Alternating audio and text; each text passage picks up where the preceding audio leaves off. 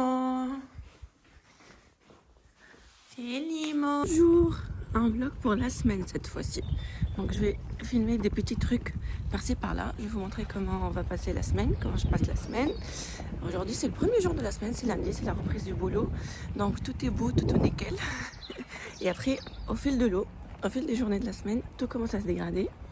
Il y a le maquillage qui commence à partir, il y a les cheveux qui commencent à devenir gras, il y a l'humeur aussi qui commence à aller moyen.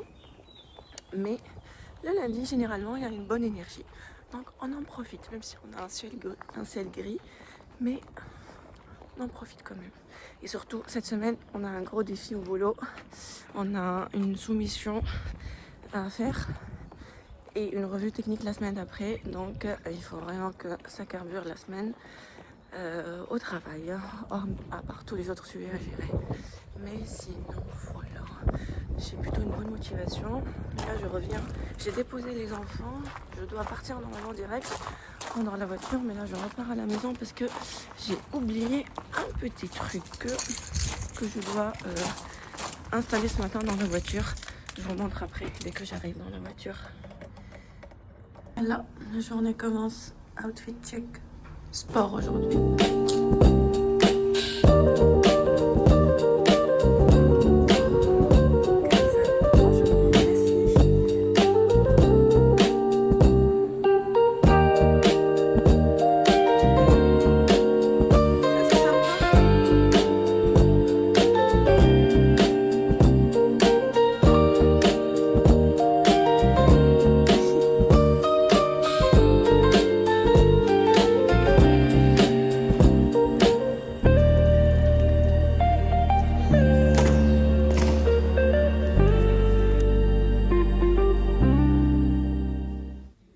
Journée du boulot terminée. Maintenant, je vais aller faire mon pick-up de fruits et légumes. Je prends un panier anti-gaspi Too Good To Go chez La Vie Claire. Donc voilà, je prends mon panier et je rentre à la maison.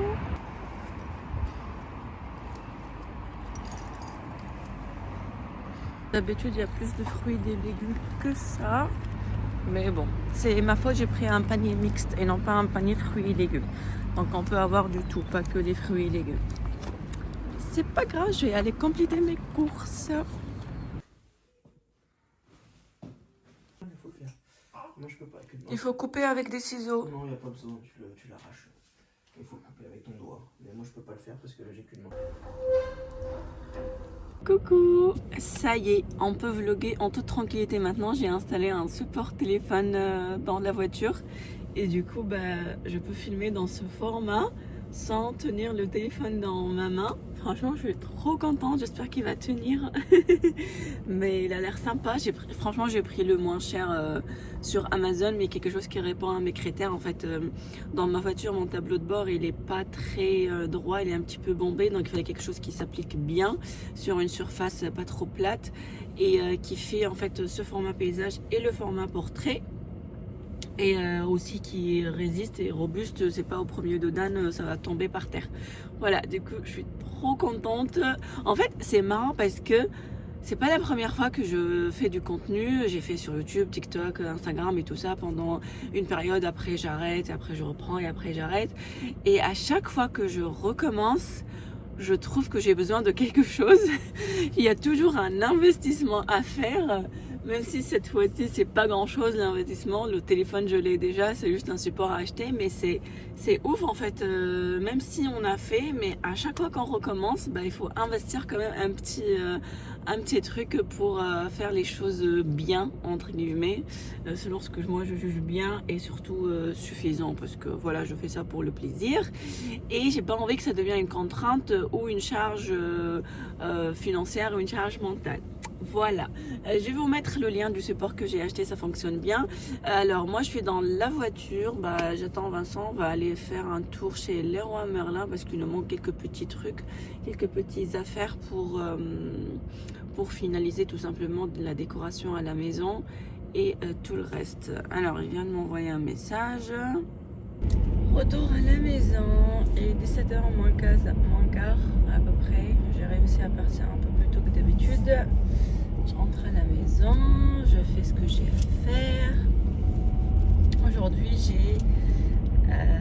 j'ai eu mon premier entretien d'embauche et non programmé. Donc, j'ai pas du tout été préparée. En fait, j'ai l'intention de changer de boulot, ou en tout cas essayer de changer de boulot. Et j'ai passé les derniers jours à postuler un peu pour vraiment tout poste qui pourrait me convenir, même si je ne coche pas tous les... Alors, il faut que je trouve mon badge. D'habitude, je les prépare là. Je ne l'ai pas du tout préparé. T'es où?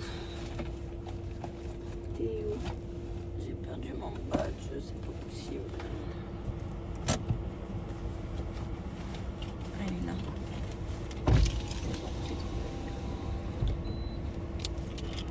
Ouais, du coup, je disais que j'aimerais changer de boulot. Je ne sais pas honnêtement si je vais aller jusqu'au bout du process parce que c'est quand même stressant, c'est pas simple.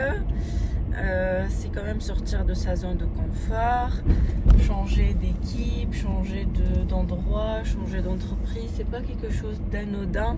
Même si c'est vrai qu'on a l'air que c'est accessible quand on voit les gens changer de boulot facilement. Nous, ce qu'on voit de l'extérieur, c'est que c'est facile.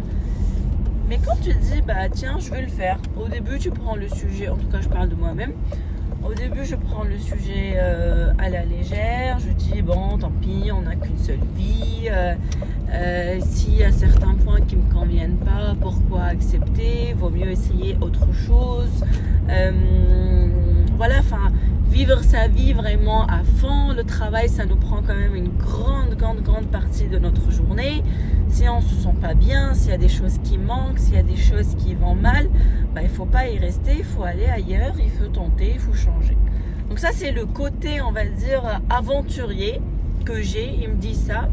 Et après, j'ai le côté pragmatique et réaliste qui me dit, bah, Nadia, tu as 2 enfants en bas âge, tu as un salaire stable, tu es dans une grande entreprise, tu es juste à côté de la maison. Aujourd'hui, j'ai 10 minutes en voiture entre chez moi et mon travail. Ça bouge jamais. Je sais que j'ai toujours ces 10 minutes.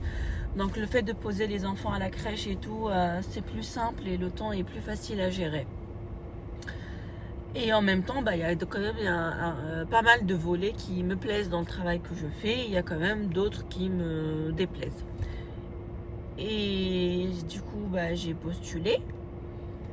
J'ai pas eu de retour pendant un certain temps. Du coup, j'ai refait une vague de candidatures. J'ai postulé encore à d'autres.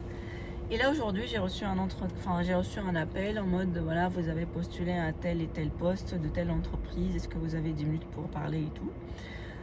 Donc déjà, la dame, donc je crois que c'est une RH, elle me présente le poste. Et là, je me dis, mais pourquoi j'ai postulé à ça?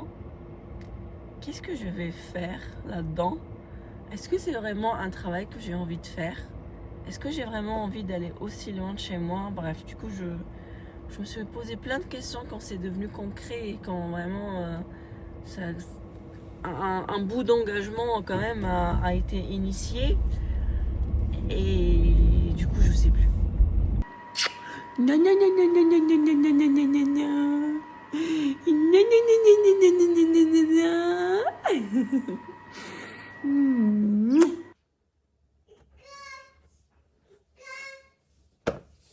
Oui, j'ai vu que tu l'as déchiré, il faut que papa il arrive. Fais attention.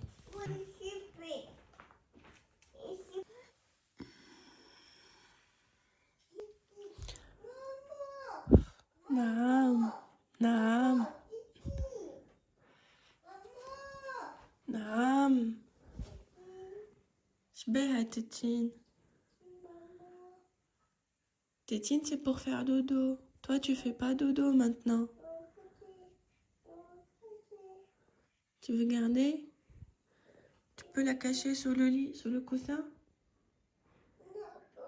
Bah, lève-toi alors. Viens, on change la couche.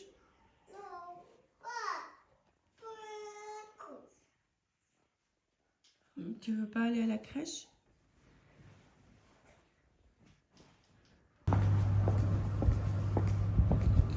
J'ai repris les séances laser. Youpi. Après 2 grossesses, depuis le temps que j'attends cet événement-là, ça y est, j'ai repris. Il n'y a plus de grossesse, il n'y a plus d'allaitement, les hormones se stabilisent, donc je peux recommencer. Donc je suis vraiment chanceuse parce que j'ai failli faire à Palaiseau, mais c'est vraiment très loin de chez moi et les séances sont assez longues quand même. Et j'ai vu qu'il y avait un centre qui allait ouvrir juste dans le centre commercial qui est à côté de la maison. Donc j'ai attendu l'ouverture et après j'ai regardé à peu près les tarifs et tout. Les tarifs sont encore vraiment dans la fourchette de ce qu'il y a sur le marché. Et en plus ils ont une offre, la 6e séance gratuite. Donc au bout de 6 séances ça revient moins cher. C'est juste à côté de la maison. Et en plus vraiment le truc qui m'a encouragée à aller avec eux, c'est qu'ils ont la même machine que j'ai utilisée quand j'ai fait les séances laser aux États-Unis. Et elle est vraiment top, cette machine. Elle est déjà en termes de douleur c'est supportable. Il y a vraiment un souffle très très froid qui sort avec le laser et du coup ça camoufle pas mal la douleur et puis elle est très efficace. Moi j'avais fait à l'époque 3 séances sur les jambes et j'ai vu vraiment une différence mais incroyable juste au bout de 3 séances. Les aisselles j'ai fait 5 séances et c'est quasiment plus rien du tout. Donc voilà, la machine elle est top et je la connais et j'étais contente de la trouver et c'est ce qui m'a encouragée. Du coup voilà, je suis partie avec, même si la machine est top et tout, la personne qui opère c'est quand même très important que ça soit une personne compétente et tout.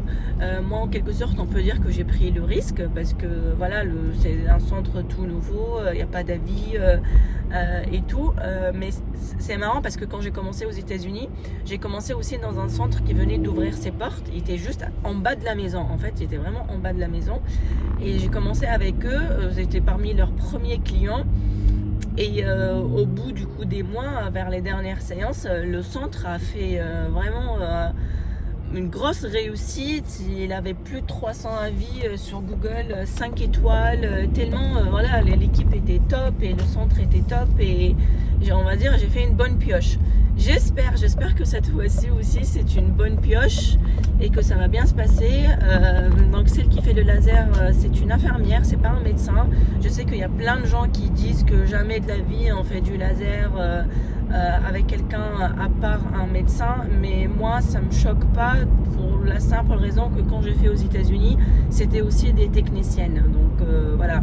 Et le centre qu'on m'a recommandé aussi à Palaiseau, que je suis allée voir, j'ai pas fait une consultation et tout, c'est vrai que la chef, donc la patronne, c'est un médecin, mais elle m'a clairement dit qu'elle fait pas toutes les séances laser parce qu'elle n'arrive pas à répondre à toute la demande et du coup elle était obligée de prendre avec elle une technicienne pour faire des séances. Donc même si j'allais chez elle, j'étais pas sûre de faire les séances par elle-même, par le médecin.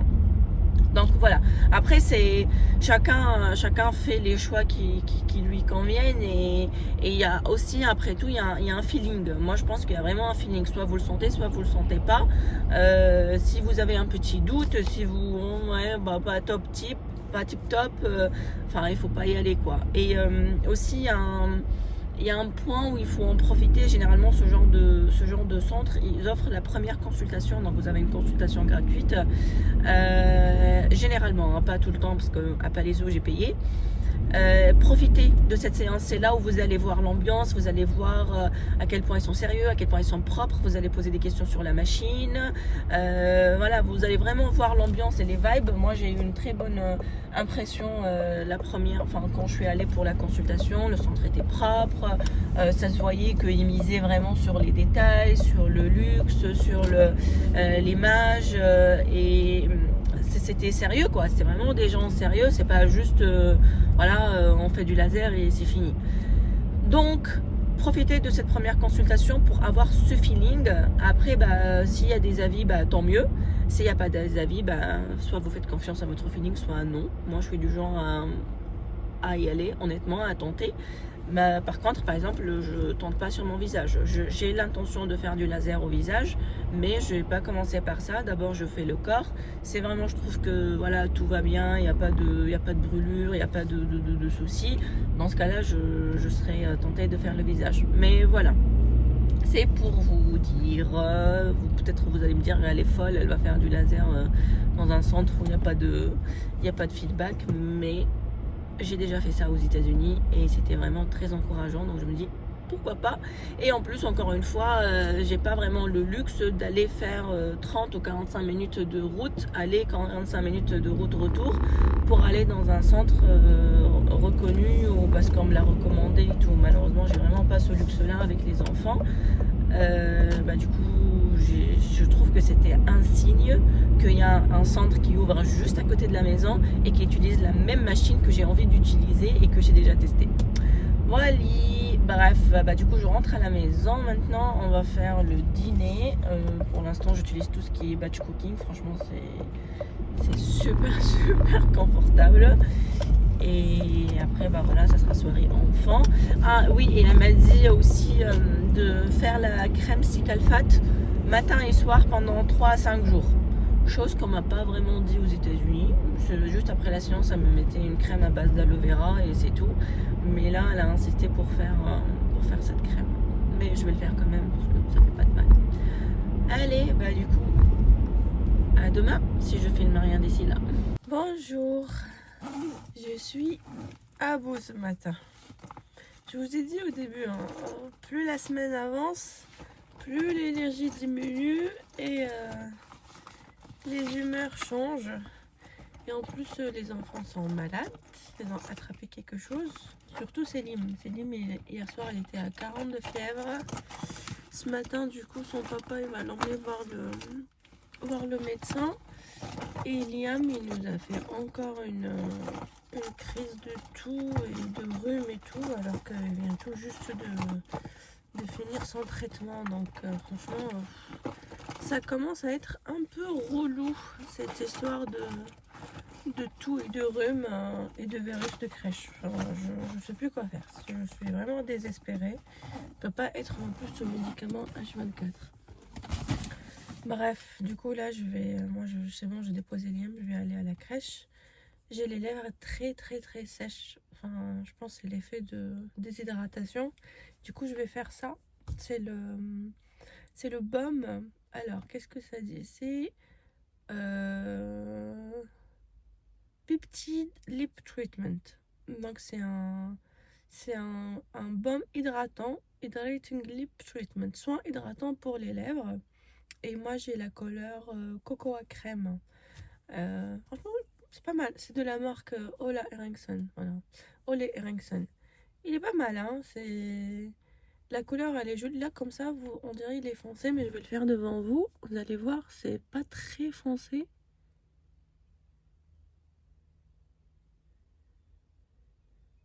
Entre temps j'appuie pour que la matière sorte un peu plus.